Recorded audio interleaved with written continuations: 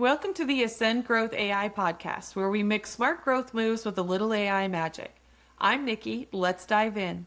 Today, I have the pleasure of speaking with someone whose leadership journey blends innovation, personal growth, and deep impact across the industry.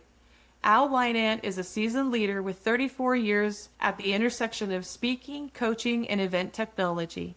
He is the co-founder and CEO of Ingomu, the first empathetic, agentic AI platform driving scalable accountability and growth. And previously, he co-founded and scaled both EI and A6. Named Visionary of the Year 2025 by Best Holistic Life magazine, Al also serves as editor-in-chief of Shift Forward magazine. Beyond his executive roles, he mentors rising entrepreneurs through NASDAQ Entrepreneurial Center, helping shape the next generation of innovators. Al, thank you so much for joining us. Well, thank you, Nikki. I appreciate being here.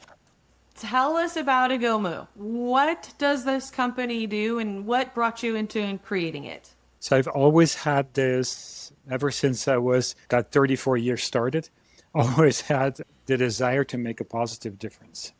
How does that really work? And how do you do that at scale? So, I've volunteered, I worked for a nonprofit doing fundraising, I've been on boards, et cetera, but it just never felt like it was at scale.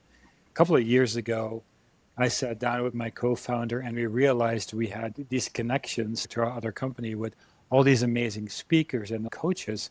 That's like, wait a minute, so how do we make that amazing talent available to people at scale so they can help themselves in essence? Because I'm a very strong believer in coaching, but coaching is expensive. It's usually one-on-one. So how do you build something to make it accessible and scalable so in essence almost everyone can use it? So that's where Ingomu came from. And I know it's a very funny word. It's a combination of the word coaching and community. So people always ask, but that's how we started this company, because we wanted to tie my personal mission of, how can I impact the world by helping as many people as possible? And that's where Ingomu came from. What key leadership experiences shaped you into the CEO that you are today? Patience would be one of them. Flexibility probably is one of them. Perseverance is a huge one in that, because it's very easy right now to start something and after 3 months say, this isn't working, and give up on it. So really believing in something and putting everything at stake to making it work. I think that's a big one. Get off your own pedestal. It's not about you. It's about everybody else, and really believing in your mission and what you're doing, which can be very challenging sometimes, can be very hard, but you're doing this for a reason. And surrounding yourself with smarter people than yourself, I think is important as well. I think some of the neatest people that are successful are the most humble. Yeah, as a company, our goal is to help people. So it isn't about me. I'm always very uncomfortable doing these kind of things because I don't particularly like to talk about myself. It's not about me. It's about the company and the people we help. And so you build an ecosystem and you build people around you and supporters around you who can make that, who can actually support doing that. So that's important.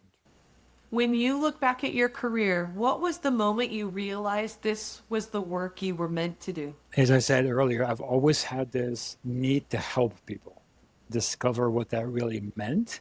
Is it working in a hospital? Is it, volunteering? Is it adopting every puppy you see or donating to every, whatever that is? So you sort of have that innate need, but I think it took me a long while to figure out how I could do that where it made sense. I mean, I'm very happy volunteering. I'm very happy serving on boards and helping people. But my whole goal was, how can you make the biggest impact possible? And so Ingomu was what came out of that in essence. But it took me, of those 34 years of experience, in essence, it probably took me 29 years to get there, to find that right place. And I think that's where I'm at right now and what we're doing. So yeah, it took a while. It seems to be a very common theme throughout very successful people that they're teaching others that you don't have to know that at 24. It's okay to figure that out at 44. 44, 64, 84. It's what, whenever that thing comes, it's the perfect time.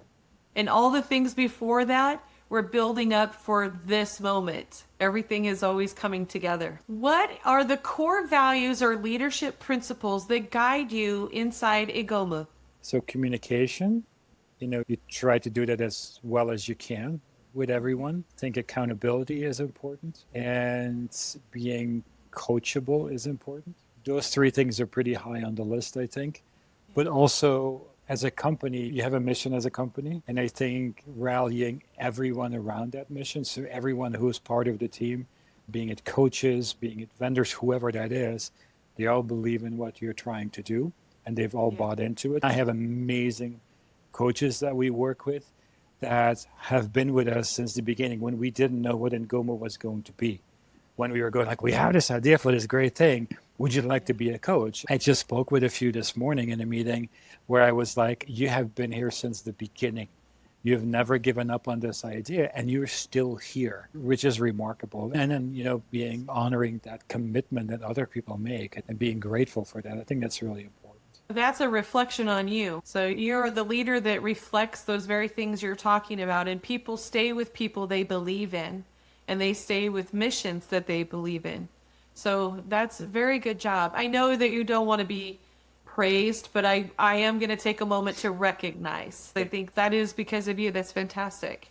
I think it's the mission that the company stands for. I always go more to, because as coaches, you want to make a difference in people's lives, and this is a way of doing it. It's a team effort. What is the ideal customer for Ingomu, and what problems are they trying to solve? So this is, you should never say this as a business leader. It's like, we can sell to everyone. Everyone has issues they're working on and coaches can help with them. So any individual, any company, can work with that. However, we really focus, when we're looking at companies, we really focus on companies who deal with issues around retention. They have high turnover rates. It's a very stressful industry to be in. So they have high turnover rates. They're dealing with absenteeism or unscheduled absenteeism is a big issue, with productivity issues and culture. Those are really the issues. And we look at it mainly in high stress industries, the medical world, the financial world, the venture/startup world. But any business deals with those kind of issues in essence. But we look at it in a very holistic way because most of these issues that companies have to deal with aren't necessarily related to issues at the company. It's really human issues. It's what people are dealing with in their lives that affect their showing up at work, being productive at work, being engaged at work. So we provide the tools for the company to allow their employees to work on these issues in a very holistic way. Traditionally, issues that companies don't necessarily deal with, but that significantly impact their jobs. So we tend to deal with companies who deal with retention issues, absenteeism issues, and so on. And the numbers are remarkable. I think that people underestimate, or we just don't talk enough about how we bring in our life experiences into our work environment and how it impacts a work environment. And sometimes it can be as easy as teaching some communication techniques so people learn how to communicate more effectively, and you can change an entire culture just with one small thing. What you're doing is incredibly powerful. It's like you show up at work, but let's assume you've had a wellness issue in your family, or you're having some issues with your 16-year-old kid that you can't, you're struggling to talk about, or you have somebody who passed away in your family. You're not going to show up. You may show up at work, but you're not going to be your best self. So how do you have those resources at your fingertips to get the support when you need it at any time of the day? Who is your geographic territory? Where do you reach? We're global. Although there's people in Asia are coached a little bit different potentially, or there's a little bit of a different culture on coaching than there is in the United States versus Europe. So, but our coaches are and our AI system as part of this is very culturally aware. But yeah, anybody who needs help globally is very welcome. We're very glad to support you.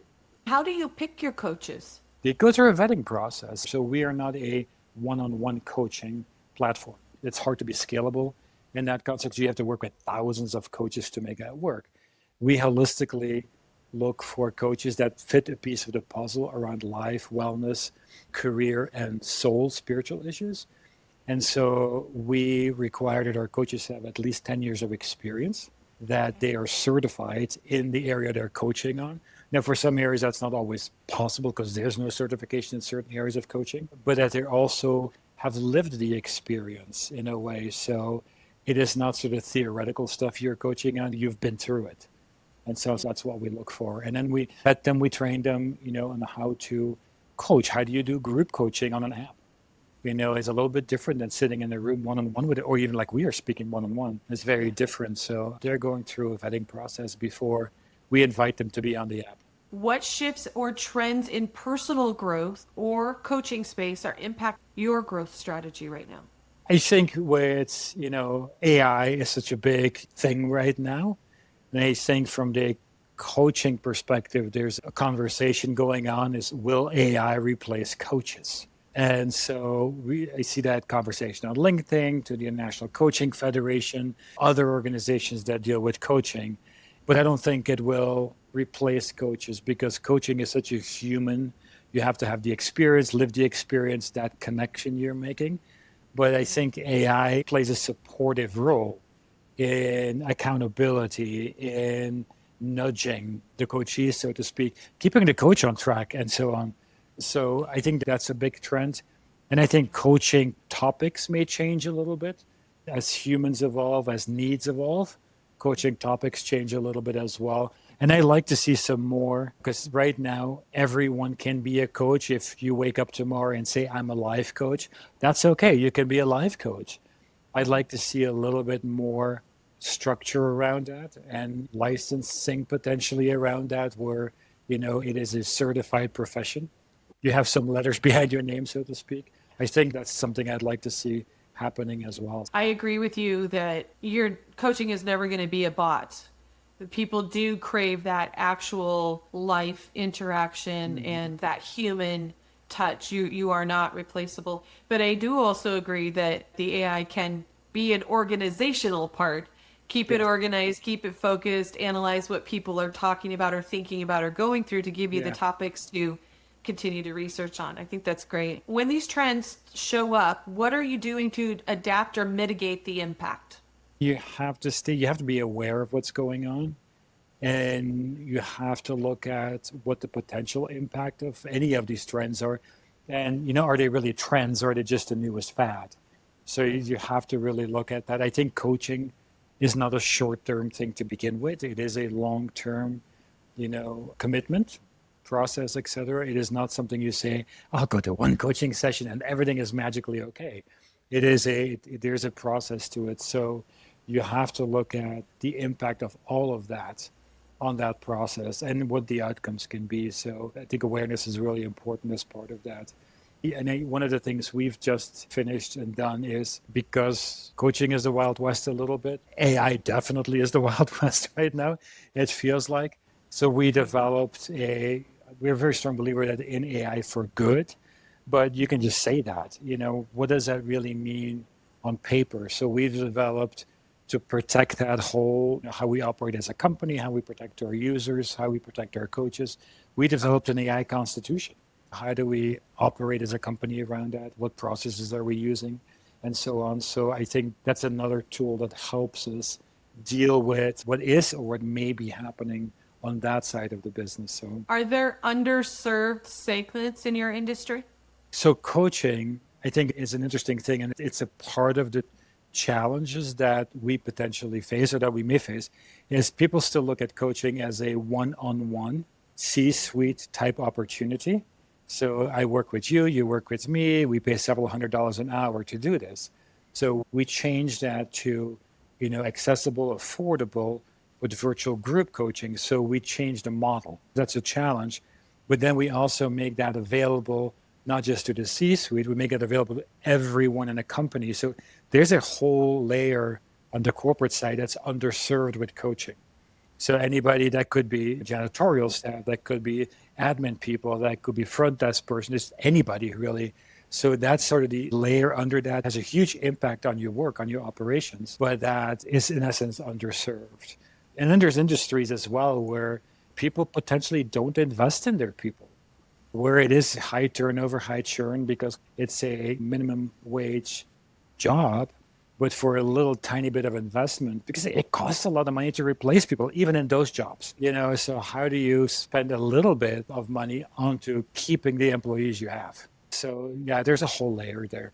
Do you guys focus or do you pitch to even the executive level and the department heads to be the ones who start out with you? Because a culture starts at the top. Yeah, and this is really interesting because we just partnered with BCAT, which is an organization that consults on culture. And so we go in as the accountability tool around that with them. But traditionally, we deal with HR departments, the people who know what the problems are, so to speak. But the HR department isn't necessarily the economical buyer of what we do. So we usually deal with the people who cut the check, so to speak, on the CEO level, the executive level, and so on. So it may trickle down from there.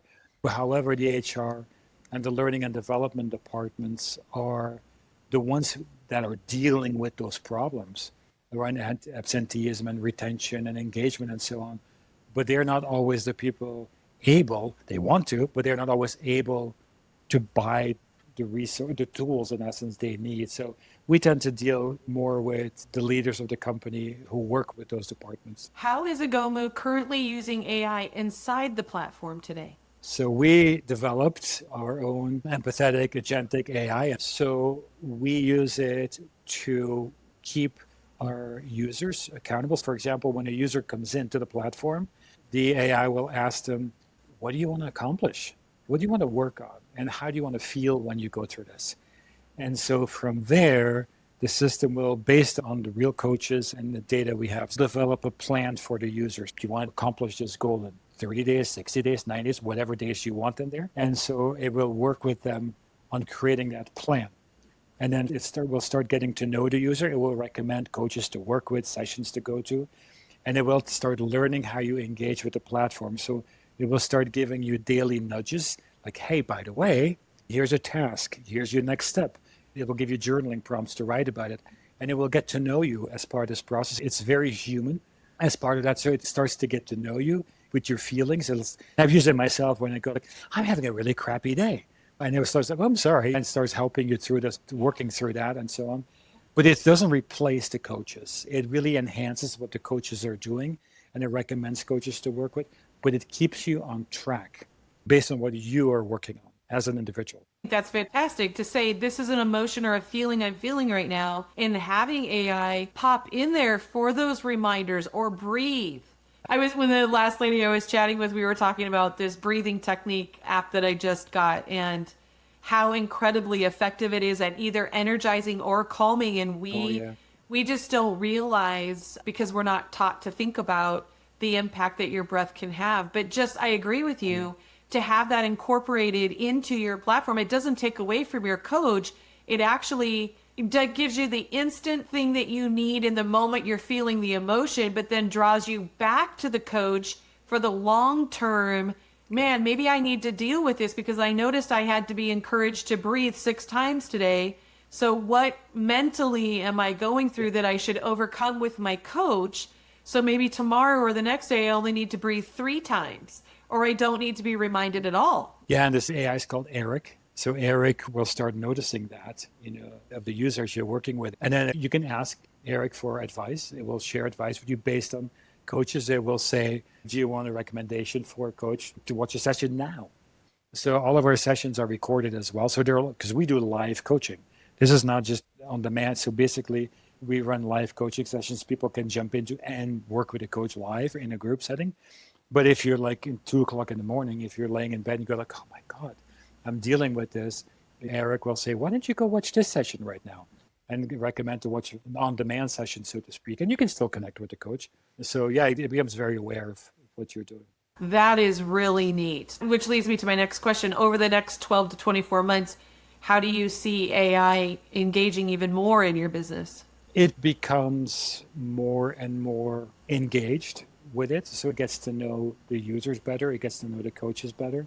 And the more meaningful data we can share with it, the better, it becomes and it evolves. So the interesting thing with our AI right now, so Eric was built for Ingomu, but Eric is in essence a standalone agentic AI. So we are now also having Eric available to go into other platforms. So we've already taken Eric and put it into some other platforms to support their users. So we see that evolution happening as well.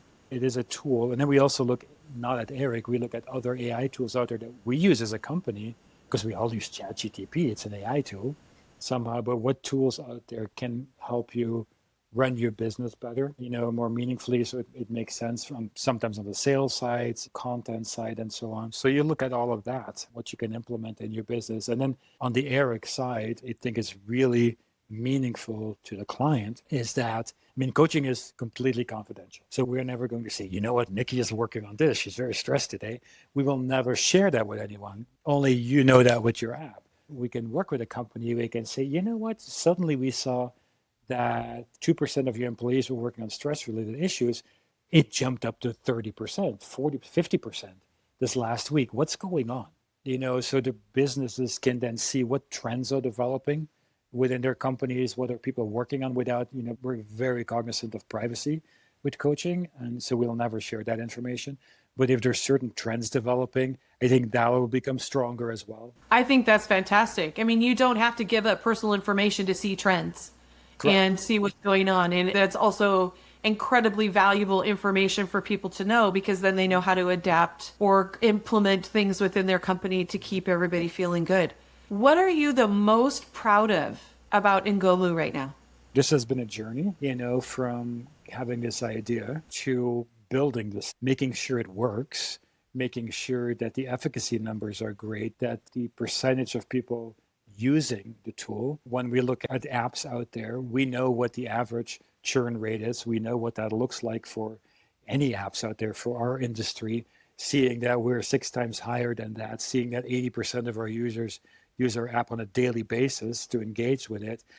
I'm insanely proud of that we've been able to do that. And so it's helping people. And then meaningfully being able to say users increase their well-being 80% from using this. Being able to have that information, having this idea for this crazy thing, and knowing that it actually is working, I'm incredibly proud of. And then, the coaches that engage with us, as I was saying earlier, who came to us with this, this is an interesting idea. We want to be involved with this. When we started this 5 years ago, this was an idea. We hadn't built it, building it, developing it, vetting it. It took years. And so having these people still here is incredibly amazing. So I'm very grateful for that. And when you talk with them and you reflect back on it, what do you feel like is the biggest lesson you've learned out of this last 5 years? Knowing that everything's more time than you want it to take. And being patient, that your first idea is not always necessarily the best idea. Be open to change. You can be, as a co-founder or something, you can be very proud in your idea, but be open to hear other people's comments and feedback and ideas, into how you can evolve and be better. And also what you end up with, where we are today, is nothing like it was from the original idea. It has evolved, but it's all been good. So, all of those things. And be patient. It takes time. I think I see this so much with younger entrepreneurs, where something for 3 months and give up. That's not the reality of the world sometimes. You have to give it time, especially when you're trying to influence people's lives, when you're trying to make people's lives better. It takes time.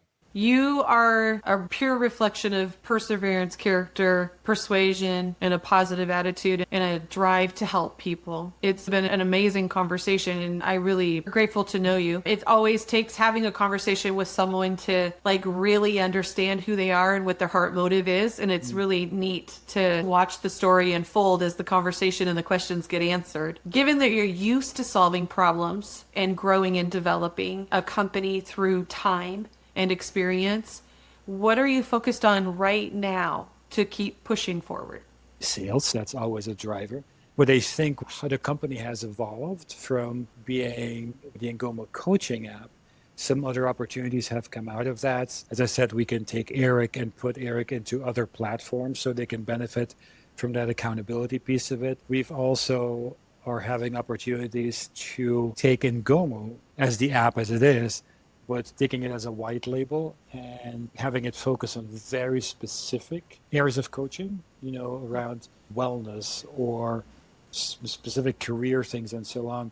So we have some opportunities to do that. So the Ingomu app is there, but where it expands to other markets, so to speak, that's an opportunity that has come up and we're working on. And so, yeah, so those are sort of the big, and then expanding, as I said earlier, coaching is done a little bit different, or there's different cultures or different ways of communicating around business in different parts of the world, where we look at how do we regionalize that a little bit more and potentially expand. Everybody, coaching is sort of a business in English.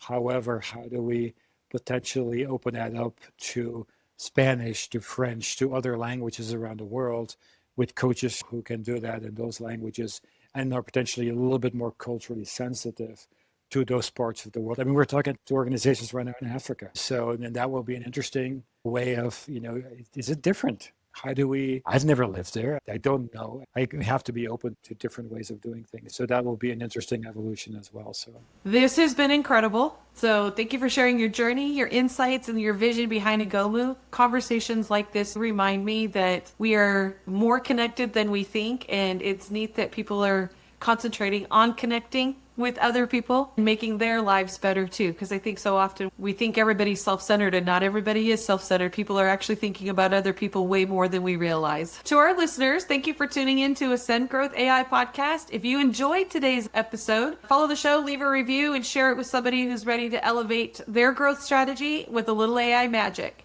How can people reach you if they want to? So you can email me, al@ingomucoach.com is the best way to reach me. I'm on LinkedIn. The company is on LinkedIn as well, and the website's ingomu.com. So feel free to email me, send me a message through LinkedIn. I'll always respond. It may take maybe 24 to 48 hours to get there, but I will respond. Perfect. Thank you so much. We really enjoyed this conversation today, and thank you for your time. Thank you, Nikki. It's been a pleasure being here. I appreciate it.